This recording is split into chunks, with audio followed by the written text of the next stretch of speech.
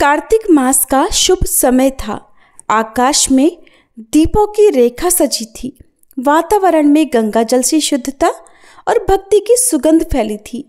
हर घर में तुलसी चौरा को सजाया जा रहा था। कहीं नारियल रखा जा रहा था, कहीं चूड़ियाँ और चुनरी चढ़ाई जा रही थी। देव उठान एकादशी का दिन था।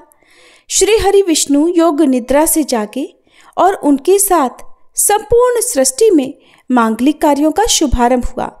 देव, ऋषि और ब्रह्मचारी सभी आनंद में डूबे हुए थे। किंतु उसी समय तुलसी माता ने शांत स्वर में भगवान विष्णु से निवेदन किया, प्रभु, इस बार देव उठान एकादशी रविवार को पड़ी है और आप जानते हैं कि रविवार को मेरे पत्ते तोड़ना या मुझ पर जल चढ़ाना वर्जित माना जाता है। तो क्या मेरे भक्त इस दिन मेरा विवाह कर पाएंगे? क्या मैं इस दिन वरमाला धारण कर सकूंगी? उनकी आंखों में भक्ति का सौंदर्य था, पर प्रश्न की हल्की चिंता भी थी। श्री हरि मुस्कुराए। उन्होंने अपने चारों हाथों से आशीर्वाद देते हुए कहा, प्रिय तुलसी, जब तक पृथ्वी पर भक्तों के हृदय में भक्ति की ज्योति जलती रहेगी, तब तक तिथि, वार या मुहूर्त उनका मार्ग नहीं रोक सकता। रविवार को तुम्हारे भक्त यदि केवल जल का छींटा देकर, दीप जलाकर और मन में विवाह का संकल्प लेकर तुम्हारा पूजन करें, तो वो भी मेरे लिए उतना ही प्रिय होगा जितना विधि पूर्वक किया गया विवाह।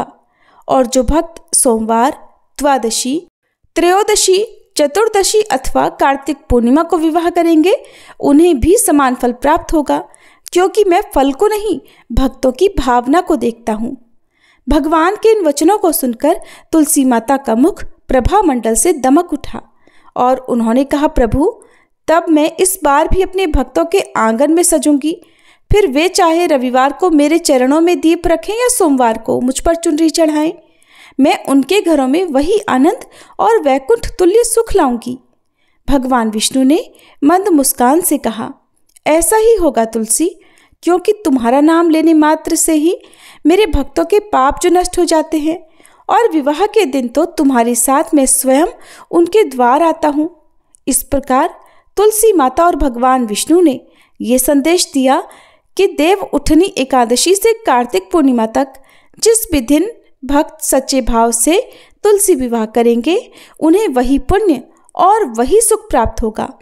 चाहे रविवार को केवल संकल्प और दीपदान करें या फिर सोमवार को पूर्ण विधि विधान सहित विवाह करें, दोनों ही तुलसी माता और श्री हरि विष्णु को समान रूप से प्रिय है।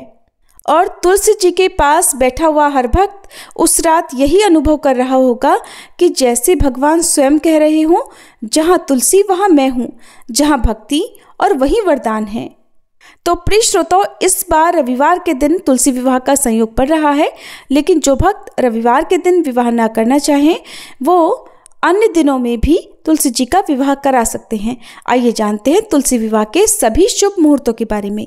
हिंदू पंचांग के अनुसार इस बार द्वादशी तिथि 2 नवंबर रविवार को सुबह 7:32 से शुरू हो रही है और द्वादशी तिथि का समापन 3 नवंबर सोमवार को सुबह 5:07 पर हो रहा है।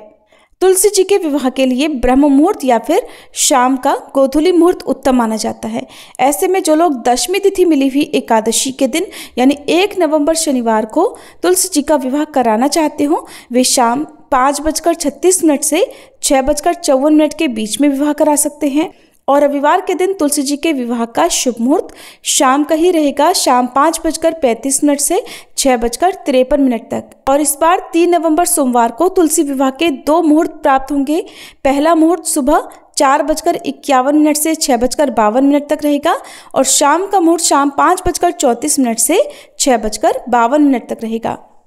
इसके बाद 4 नवंबर मंगलवार को वैकुंठ चतुर्दशी के दिन सुबह 4:51 से 6:35 तक और दूसरा मुहूर्त शाम 5:34 से 6:52 तक रहेगा। और 5 नवंबर बुधवार को सुबह 4:52 से 6:36 तक और शाम को 5:33 से 6:51 तक तुलसी विवाह का उत्तम मुहूर्त रहेगा।